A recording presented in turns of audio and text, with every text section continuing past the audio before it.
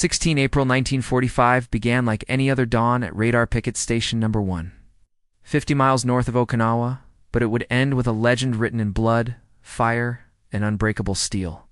Commander Frederick Julian Becton stood on the bridge of the USS Laffey, a destroyer that displaced 2,200 tons of American fighting spirit, and watched the sun climb over the Pacific horizon. The sky painted itself in shades of pink and gold, beautiful and merciless, offering no hint of the hell that would descend from those same heavens within hours. The Laffey was not just any destroyer. She was an Allen M. Sumner-class warship, 376 feet of cutting-edge naval engineering, bristling with 5-inch guns, 40mm cannons, and 20mm anti-aircraft weapons. Her crew of 336 men had trained for this moment, though none truly understood what training meant until the enemy arrived with death in their eyes and explosives strapped to their aircraft. This was the age of the kamikaze, when Japanese pilots transformed themselves into guided missiles, their planes into flying coffins aimed at American steel.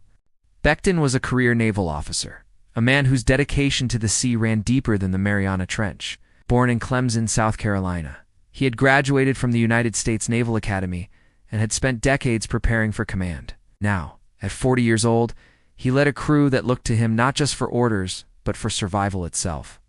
His reputation was already solid among the fleet, a commander who never abandoned his post, never wavered when others might falter. Today would test that reputation beyond any measure he could have imagined. The mission at Radar Picket Station Number 1 was deceptively simple: serve as an early warning system for the invasion fleet anchored around Okinawa. The Laffey and her companion ships were the tripwire, the canaries in the coal mine, positioned to detect incoming Japanese aircraft and vector-friendly fighters to intercept them. It was dangerous duty, isolated and exposed, but crucial to Operation Iceberg, the Allied invasion of Okinawa. The bloodiest campaign in the Pacific War? According to the Naval History and Heritage Command's detailed account of the Battle of Okinawa, radar picket duty represented some of the most perilous assignments given to destroyers during World War II. These ships operated alone or in small groups, far from the protection of the main fleet, deliberately making themselves targets to protect the invasion force behind them. As morning watch progressed, radar operators hunched over their green screens in the Combat Information Center below decks noticed disturbing patterns. Blips appeared on the radar, multiplying like malignant cells. The Japanese were coming, not in ones or twos, but in waves. Intelligence had warned that April 16 would be a day of reckoning. The Japanese High Command had designated it for a massive kamikaze operation called Kakashi No. 7, meaning floating chrysanthemum. Over 165 kamikaze aircraft would launch that day, their pilots having already written farewell letters to their families, already accepted their deaths as offerings to the Emperor. Becton ordered general quarters at 0830 hours. The alarm shrieked through every compartment, and men who had been drinking coffee or writing letters home suddenly transformed into components of a fighting machine. They raced to their stations, pulling on helmets, checking ammunition feeds, pairing the guns that would soon fire until their barrels glowed red. Nobody spoke much. There was nothing to say that had not already been said 100 times before. By 0-8-40-5 hours, the reality of their situation crystallized with terrifying clarity. Radar showed not just a few aircraft, but a swarm, at least 50 bogies, converging on their position. The Laffey's radio crackled with urgent transmissions from the Combat Air Patrol, the Corsair, and Hellcat fighters, scrambling to intercept the Japanese attackers before they reached the vulnerable destroyer. But there were too many targets and too few defenders. Mathematics favored the enemy. Commander Becton's voice cut through the tension on the bridge, steady and commanding. He ordered the ship to flank speed and began maneuvering the Laffey in unpredictable patterns, attempting to throw off the aim of any pilot who might fix her in his sights. The destroyer's engines, capable of pushing her to 34 knots, roared to life, churning white water in their wake. Every gun captain received the same order: weapons free, fire at will, shoot anything with a rising sun painted on its wings. The first kamikaze appeared at 0-50 hours, diving out of cloud cover at a steep angle. It was a Mitsubishi Zero, the legendary fighter that had dominated Pacific skies early in the war, but now served as a delivery vehicle for fanatical sacrifice. The Laffey's 5-inch guns opened fire first, their reports thunderous, sending shells screaming upward. The 40mm mounts joined in seconds later, creating a curtain of steel and explosive that filled the air between the ship and her attacker. Tracers painted bright lines across the sky, beautiful and deadly. The Zero took hits, pieces of its wing tearing away, smoke trailing from its engine, but the pilot held his course with inhuman determination. His training, his indoctrination, his acceptance of death made him more dangerous than any missile because he could think, adjust, compensate for damage. The 20mm guns added their voices to the symphony of destruction, their higher rate of fire creating a wall of lead. But the Zero kept coming. At the last moment, the damaged aircraft veered slightly, perhaps because the pilot died at his controls, or perhaps because the accumulated damage finally destroyed his ability to aim, instead of striking the bridge where Becton stood directing the battle. The Zero slammed into the fantail, the rear portion of the ship. The explosion erupted in orange and black, the concussion rippling through the destroyer's frame. Metal shrieked, men screamed, and the Laffy shuddered like a wounded animal. Damage control parties raced aft even as the second attacker began its dive.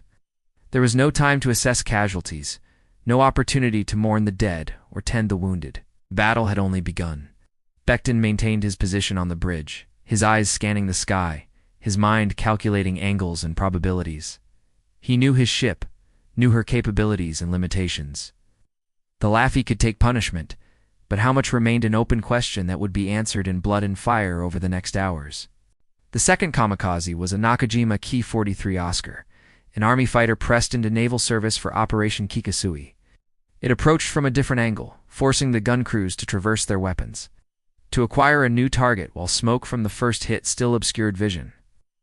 The 5-inch guns fired again, the concussion of their discharge rocking the entire ship. Shell after shell climbed skyward.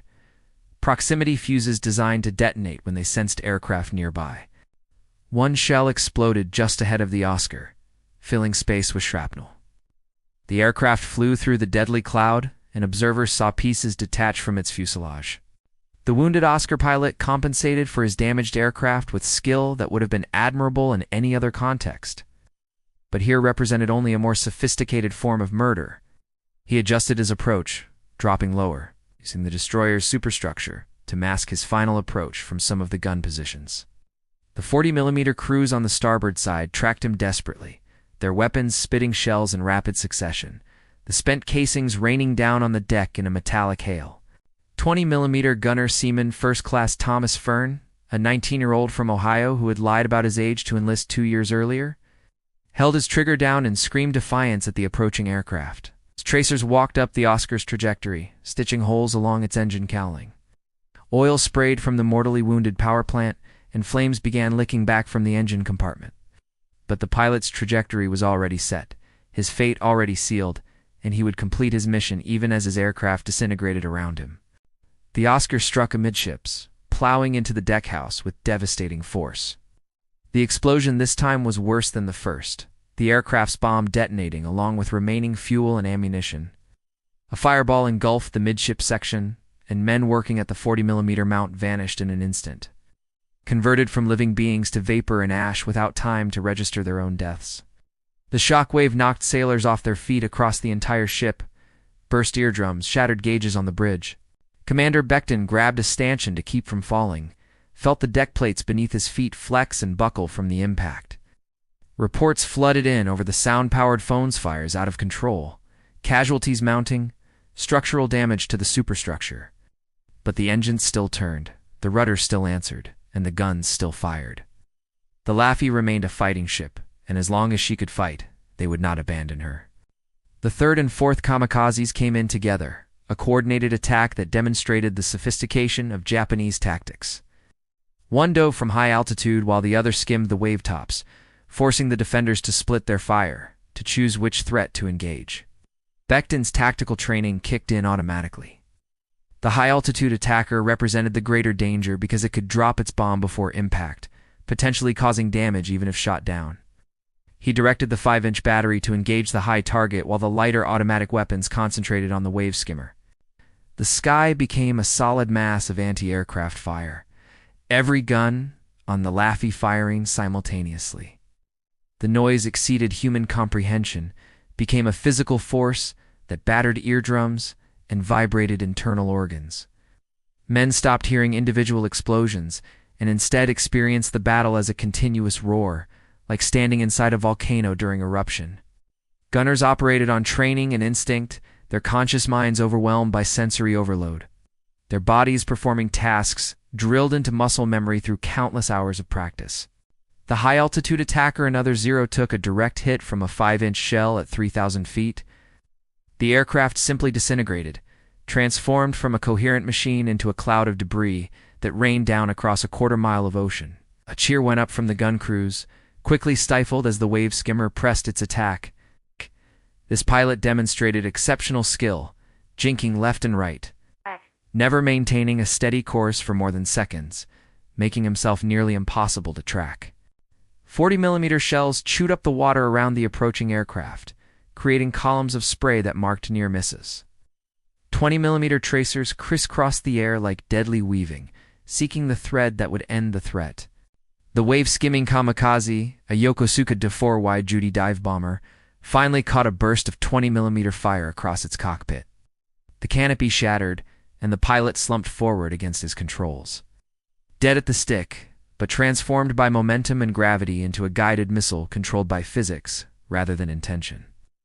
The Judy veered right, missing the Laffy's bow by less than 50 feet, and plunged into the Pacific with a tremendous splash that drenched the forward gun crews with seawater. Before anyone could catch breath, the fifth attacker announced itself. This was a IHED-3 VAL, an older dive bomber that had participated in the Pearl Harbor attack 3.5 years earlier, and now found itself repurposed for suicide missions. The pilot had chosen a particularly cunning approach angle, diving out of the sun, using that blinding disk to mask his approach until the last possible moment. By the time lookouts spotted him and screamed warnings, the VAL had already entered its terminal dive. Every gun that could elevate sufficiently swung toward this new threat. The 5-inch battery fired, the shells climbing into the brightness, their smoke trails marking trajectories against the blue. The VAL took a glancing hit that tore away its landing gear, but the impact barely altered its course. Lower it came, steeper, faster, and the gun crews poured fire upward with increasing desperation. At less than 500 feet altitude, a 40mm shell struck the VAL's engine, and the aircraft began to tumble, its aerodynamics destroyed. But tumbling still meant falling, and falling still meant impact. The VAL struck the Laffy's starboard side in a twisted mass of metal and flesh, its bomb detonating against the hull below the waterline. The explosion opened the destroyer's side like a surgeon's scalpel, and the Pacific rushed in with the inevitability of time itself. The engineering spaces flooded, men trapped in compartments that became tombs in seconds. Those who died quickly were the fortunate ones. Those who died slowly in darkness and rising water met fates that haunted the nightmares of survivors for decades afterward. The Laffy developed a noticeable list to starboard, tilting under the weight of seawater, flooding her internal spaces. Damage control parties worked frantically to establish the extent of flooding, to close watertight doors, to shore up bulkheads, to pump water overboard faster than the ocean forced it in. The mathematics of buoyancy became life-for-death calculations performed by men whose formal education often ended at high school, but whose practical understanding of their ship exceeded that of many engineers. Commander Becton felt the list through his feet, understood immediately the danger it represented. A ship listing is a ship dying, losing the stability that keeps her upright, approaching the tipping point beyond which capsizing becomes inevitable. He ordered counterflooding of port-side tanks, deliberately bringing seawater into undamaged compartments to balance the uncontrolled flooding on starboard. It was counterintuitive, deliberately sinking the ship deeper to keep her level, but naval architecture demanded it. The sixth kamikaze arrived at 0-9-20-5 hours, 35 minutes into an attack that already felt like an eternity. This pilot flew a Mitsubishi G4M Betty bomber, a twin-engine aircraft much larger than the fighters that had preceded it, and consequently carrying a much heavier bomb load. The Betty approached from the port side, wings level, steady as if on a peacetime training flight.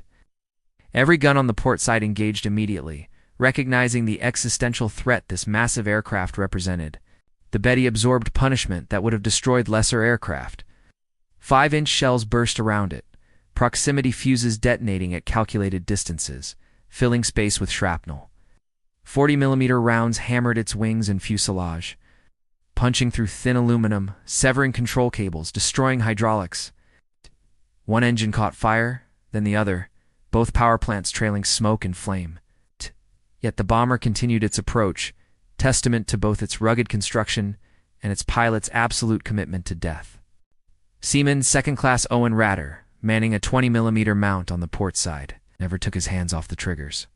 His weapon cycled so rapidly that its barrel glowed red-hot, and the cooling jacket began to steam. I fired until the Betty filled his entire field of vision. Until he could see the expression on the pilot's face through the shattered cockpit, glassy young man, perhaps 23 or 24 years old, who had made peace with his mortality and now sought to take as many Americans with him as possible. In that frozen instant before impact, Ratter saw not an enemy, but a human being, and that recognition haunted him forever after. The Betty struck the Laffey's port side aft, its massive bulk crushing gun mounts and tearing through the destroyer's superstructure like tissue paper. The detonation of its bomb load and fuel created an explosion that dwarfed all previous impacts. A blast that mushroomed skyward in orange and black, that lifted the destroyer's stern partially out of the water, that killed 16 men instantly and wounded 30 more. The shockwave propagated through the ship's structure, fracturing welds, springing plates, causing damage far beyond the immediate impact zone. In the engineering spaces below, Chief Machinist's mate Robert Johnson felt the destroyer buck like a wild horse. Steam pipes ruptured, filling compartments with superheated vapor that cooked men alive before they could reach escape ladders. Johnson organized his surviving personnel, got them out, then went back into the steam-filled hell to shut valves that would prevent complete loss of propulsion. He suffered third-degree burns across 40% of his body performing this task, but he saved the engines, and saving the engines meant the Laffey could still maneuver, still fight. On the bridge, Commander Becton assessed the damage reports flooding in and made rapid calculations. His ship had taken 6 hits in 40 minutes. By any reasonable standard, the Laffey should have sunk or been rendered combatant effective by now. That she remained afloat and fighting testified to American shipbuilding quality. To the courage of damage control parties, and to luck, though Becton preferred the term providence, he knew they could not sustain this tempo of attack indefinitely. Eventually, accumulated damage would reach critical mass and the ship would die. But she had not died yet, and Becton had no intention of giving up while his destroyer still floated and his guns still fired. He issued orders calmly, his voice never rising, never showing fear or doubt. His demeanor steadied the men around him, gave them a center of stability in the chaos. If the captain remained calm, perhaps things were not as desperate as they seemed. If the captain still believed in survival, perhaps survival remained possible. The 7th attacker appeared at 0-9-40 hours, another Zero diving from altitude. This pilot had learned from watching his predecessors die. He varied his speed, jinked unpredictably, never gave the gunners a steady aim point. His approach was masterful. The work of an experienced aviator who had somehow survived long enough to develop genuine skill, rather than just suicidal determination. The 5-inch guns fired predictive patterns, trying to anticipate his movements, trying to place shells in space where the Zero would be rather than where it was.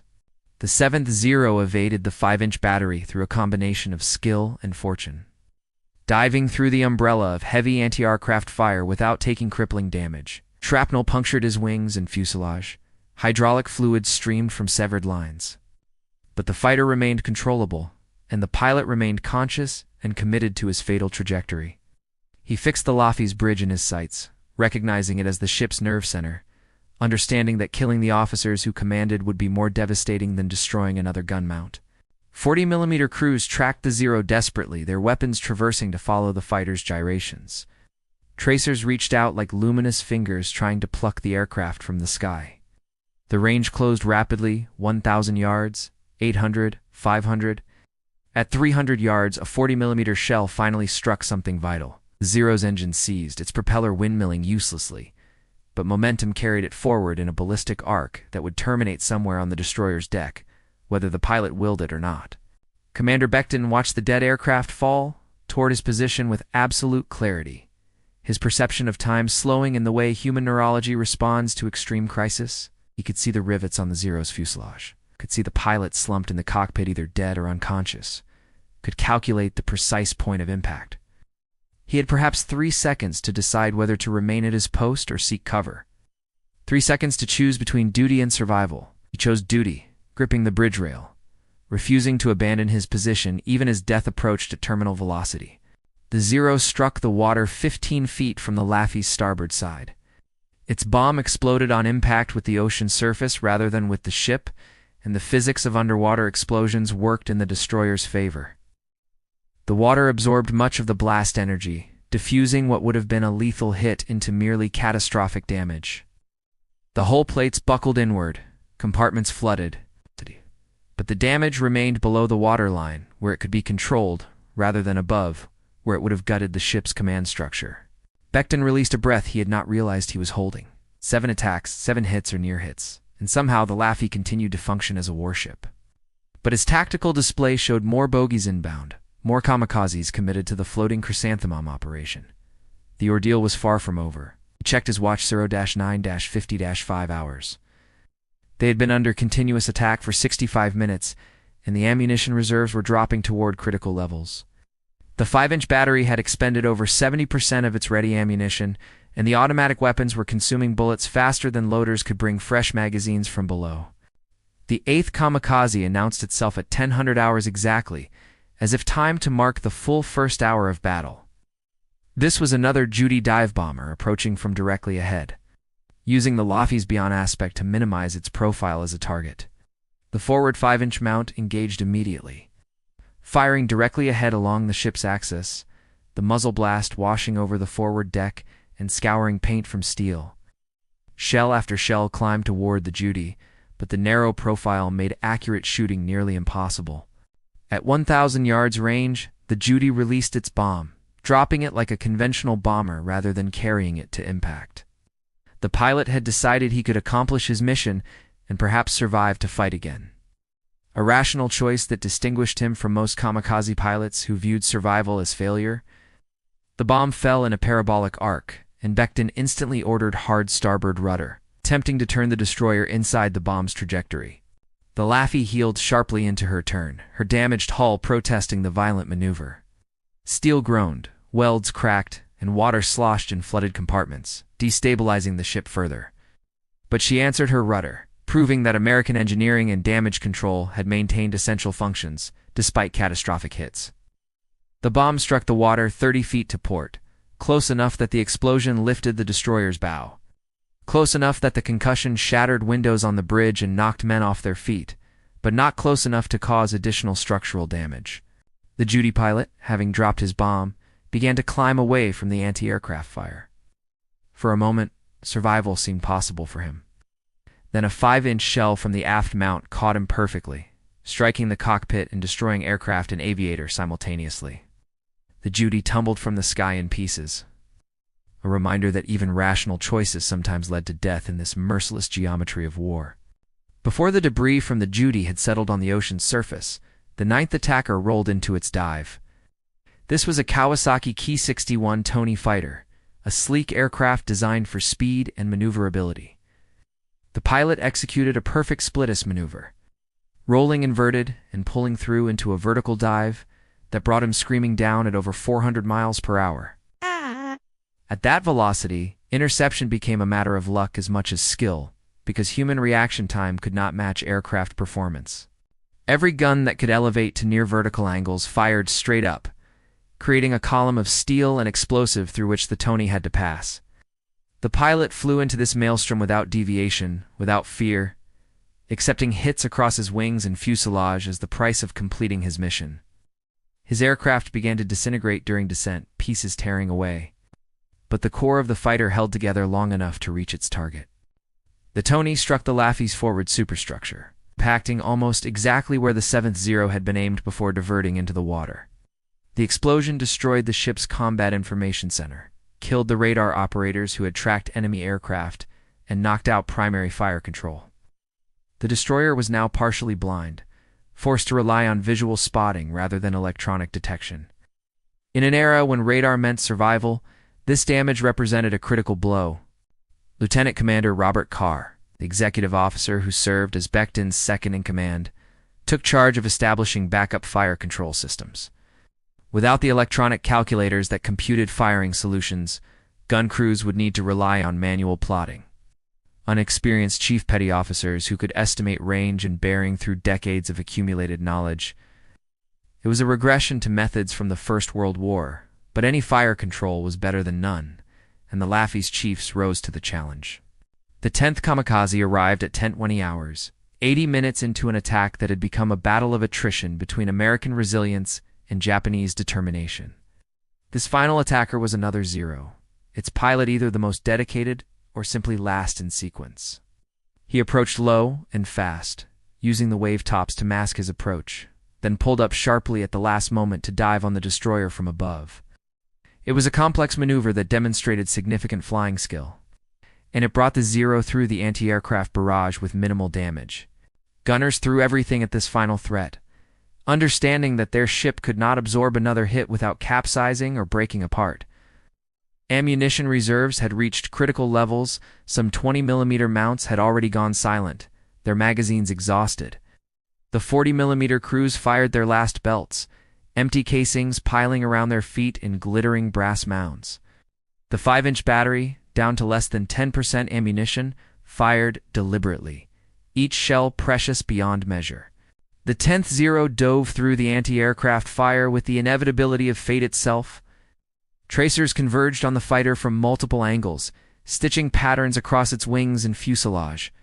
But the pilot had already entered the zone beyond pain, beyond fear, perhaps already dead at his controls, but guided by momentum and aerodynamics toward his appointed end. The aircraft's engine streamed smoke, its landing gear had been blown away, and fuel leaked from ruptured tanks, but it continued its dive because gravity acknowledged no surrender. Seaman First Class Lawrence Dalewski, manning the last functioning 40mm mount on the starboard side, fired until his weapons cycled dry, the metallic click of an empty chamber somehow audible even through the chaos. He watched the Zero approach through the circle of his sight, watched his tracers fail to divert it, and in that moment accepted that he would die on this ship, on this morning, in this battle that would probably be forgotten within months. He was 20 years old, from Michigan, and he had survived 10 kamikaze attacks but would not survive the 11th. The Zero struck Dalewski's gun mount directly, obliterating it and killing the entire crew instantly. The explosion was the 10th major hit the Laffey had sustained, but more importantly, it was the last. At 10:22 hours, 82 minutes after the attack began, the sky fell silent. No more kamikazes appeared on the horizon. The immediate threat had passed, though whether because the Japanese had expended their attack force or simply lost track of the destroyer's position remained unclear. Commander Becton performed a damage assessment that read like a casualty report. The Laffey had been hit by 6 kamikazes, struck by 4 bombs, and survived near misses from 3 others. 31 officers and enlisted men were dead, another 72 wounded, many critically. The destroyer's forward superstructure was destroyed, her radar inoperative, multiple compartments flooded, steering damaged, 1 propeller shaft bent, and fires still burning in several locations. By every reasonable metric, the ship should have sunk. But she had not sunk, and therein lay the miracle that would shock Japan and inspire America. The Laffey remained afloat not because of any single factor, but because of accumulated margins of safety built into her design. Because of damage control parties who fought flooding with superhuman determination, because of gunners who never stopped firing, even when ammunition ran critically low, and because of a captain who refused to abandon his ship, even when death approached his bridge at 400 miles per hour. The survival of the Laffey represented more than just good fortune or engineering excellence. It demonstrated a fundamental philosophical difference between American and Japanese approaches to warfare.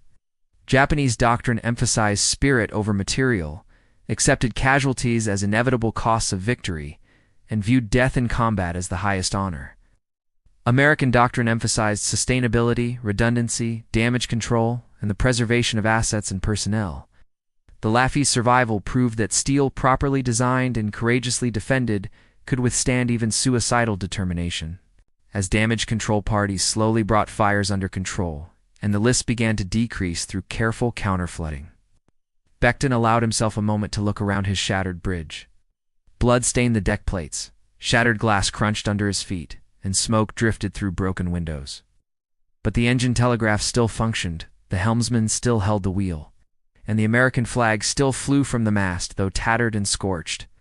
The ship had become a wreck, but she remained a living wreck, not a tomb. The hours following the attack transformed into a desperate struggle to keep the Laffey afloat long enough to reach safe harbor. Tugs dispatched from the fleet base at Caramoretto found the destroyer 20 miles northwest of her assigned picket station, listing 12 degrees to starboard, trailing oil, making barely 6 knots on one damaged engine. The sight of her shocked even veteran sailors accustomed to battle damage. Multiple hull breaches gaped like wounds, her superstructure looked as if a giant had taken bites from it, and entire sections of railing had simply vanished. The senior damage control officer from the repair ship Akylos came aboard to assess whether the Laffey could be salvaged or should be abandoned and scuttled. He spent 3 hours examining the destroyer's internal spaces, wading through flooded compartments, inspecting fractured frames and sprung plates, calculating the delicate balance between buoyancy and progressive flooding. His final report concluded that the ship could be saved, but would require extensive repairs that could only be performed at a major naval base. It's probably Pearl Harbor or even the continental United States. The voyage back to Caramoretto required 18 hours of nerve-wracking progress, every mile of victory against the Pacific that sought to reclaim the damaged destroyer. Pumps ran continuously, their diesel engines chugging rhythmically, fighting the inexorable ingress of seawater through damaged seams and temporary patches. Medical personnel worked through the night, treating wounded sailors, performing emergency surgeries in compartments lit by battle lanterns because electrical power remained sporadic. The dead were prepared for burial, sewn into canvas shrouds, weighted with shell casings, committed to the deep with brief ceremonies that acknowledged sacrifice without dwelling on loss. Commander Becton remained on the bridge throughout the transit, refusing relief, refusing sleep. His eyes red-rimmed and his face gray with exhaustion, but his mind still sharp, still focused on bringing his ship and his surviving crew to safety. Other officers quietly worried about his health, but none dared order their captain to rest. They understood that Becton needed to see this mission through to completion, that anything less would constitute a form of abandonment he could not permit himself. News of the Laffey's survival spread through the Pacific Fleet with remarkable speed. Transmitted by radio operators who understood they were describing something extraordinary. Destroyers had survived kamikaze hits before, but not 10 impacts in 80 minutes. The mathematics of survival defied probability. Statisticians in the Navy's operational analysis section calculated that the Laffey should have sunk with 97% certainty based on accumulated damage, yet she floated. Numbers failed to account for human courage and engineering excellence. Admiral Richmond Kelly Turner, commander of amphibious forces in the Pacific, visited the Laffey after she reached Caramoretto. He walked her damaged decks, spoke with survivors, examined the twisted metal and scorched paint that testified to unimaginable violence. Afterward, he issued a statement that entered naval folklore. This ship has endured battle damage without precedent in naval history. That she remains afloat, and that so many of her crew survived represents both a triumph of American shipbuilding and a testament to the courage of American sailors. The Laffey and her crew have earned a place in our nation's history that time will not diminish. The Japanese response to news of the Laffey's survival revealed strategic miscalculations underlying the kamikaze program. Intelligence intercepts revealed that Japanese commanders had received reports of the sustained attack on the destroyer at Radar Picket, Station Number 1, and had initially celebrated what they believed would be a confirmed sinking. When reconnaissance flights confirmed the Laffey remained afloat and was being towed to safety, confusion and then dismay rippled through the Imperial Japanese Navy's command structure. 10 aircraft had been sacrificed, 10 pilots, 10 precious machines in an air force, already depleted beyond sustainability, and the target survived. The economic and strategic implications of this failure were devastating to Japanese morale. The kamikaze program had been conceived as Japan's answer to American material superiority. If one pilot could sink one ship, then the mathematics of attrition might shift in Japan's favor. But the Laffey demonstrated a fatal flaw in this reasoning. American ships could absorb multiple kamikaze strikes and survive. The equation did not balance. Japan was trading irreplaceable pilots and aircraft for damage that American repair facilities could rectify within weeks or months. It was a losing proposition disguised as tactical innovation, and the Laffey exposed it. The destroyer eventually reached Pearl Harbor on 14 May 1945, escorted by tugs, listing but defiant. She entered Dry Dock No. 2 on 15 May, and naval architects began the painstaking process of cataloging damage. The assessment ran to over 300 pages, detailing structural failures, equipment damage, and required repairs. The work would take months, but it would be completed because the Laffey had earned preservation through the courage of her crew. Commander Frederick Julian Becton received the Navy Cross, the service's second highest decoration for valor, in recognition of his leadership during the battle. The citation described his extraordinary heroism and distinguished service in refusing to abandon his ship despite repeated hits, in maintaining command and control through circumstances that would have overwhelmed lesser officers, and in bringing his destroyer and most of his crew home. He accepted the medal on behalf of his entire crew, acknowledging that individual courage meant nothing without collective sacrifice. 32 additional medals were awarded to Laffey crew members, including 2 Silver Stars, 11 Bronze Stars, and 19 Purple Hearts. Posthumous decorations went to those who died at their stations, including Seaman First Class Lawrence Delevsky, whose gun mount absorbed the final kamikaze strike. His family received his Purple Heart at a ceremony in Detroit, where his mother accepted the flag that had draped his coffin and thanked a nation that had sent her only son to war and returned him as a memory. The story of the Laffey became required reading at the Naval Academy, studied by midshipmen, learning damage control and leadership under fire. Her survival entered textbooks on naval architecture, cited as evidence that proper compartmentalization and structural redundancy could save ships and lives. Engineers who had designed the Allen M. Sumner-class destroyers received vindication, proof that their careful calculations and conservative safety margins had purpose beyond bureaucratic caution. The ship herself returned to service in 1946, too late for further combat, but in time to participate in post-war operations. She served until 1975, 3 decades of service that eventually earned her preservation as a museum ship at Patriots Point in Charleston, South Carolina. Today, visitors can walk her decks, can stand where Commander Becton stood, can touch metal scarred by Japanese bombs and American determination. The ship remains a physical connection to 16 April 1945, 2:82 minutes, that tested courage beyond imagination. The Japanese pilots who died attacking the Laffey remain largely anonymous, their names recorded in military archives but not memorialized like their American adversaries. This asymmetry reflects different cultural approaches to sacrifice and memory, but it does not diminish their courage. They died believing their deaths served a purpose, that their sacrifice would save their homeland. History judged that belief incorrect, but their bravery remains beyond dispute. They flew into certain death with eyes open, accepting an end most humans would do anything to avoid. The Battle of Okinawa continued for another 2 months after the Laffey's ordeal, claiming thousands more American lives and tens of thousands of Japanese casualties. The island finally fell on 21 June 1945, opening the path toward the Japanese home islands. But the casualties from Okinawa, combined with the demonstrated failure of kamikaze tactics against well-defended ships, contributed to American decisions regarding how to end the war. The atomic bombs dropped on Hiroshima and Nagasaki in August were partially justified by predictions that invading Japan would result in casualties exceeding Okinawa's bloodshed by orders of magnitude. The Laffey story thus connects to the war's end in subtle but profound ways. Her survival demonstrated both the strength of American defenses and the desperation of Japanese tactics, creating a strategic picture that informed decisions at the highest levels of government. Had destroyers been succumbing to kamikaze attacks at rates the Japanese anticipated, the calculus of invasion versus alternatives might have shifted. That they did not, that the Laffey and ships like her absorbed punishment and kept fighting made invasions seem even more horrifically costly, making alternatives more attractive. Today, more than 80 years after that April morning.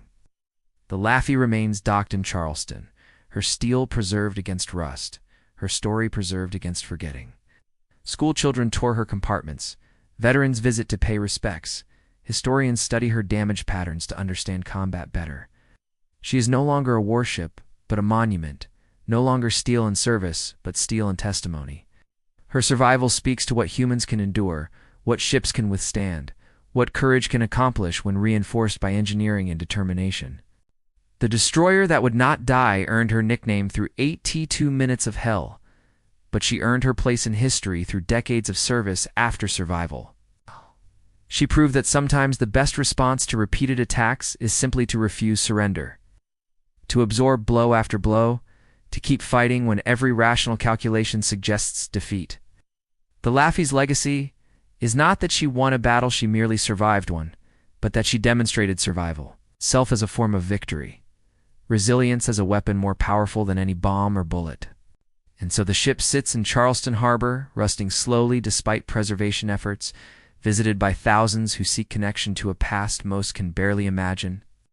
Her guns point skyward at threats that no longer exist. Her decks remember footsteps of sailors long dead. Her steel holds memories that transcend metal. The Laffey remains, as she has always remained, defiant, damaged, but undeniably alive.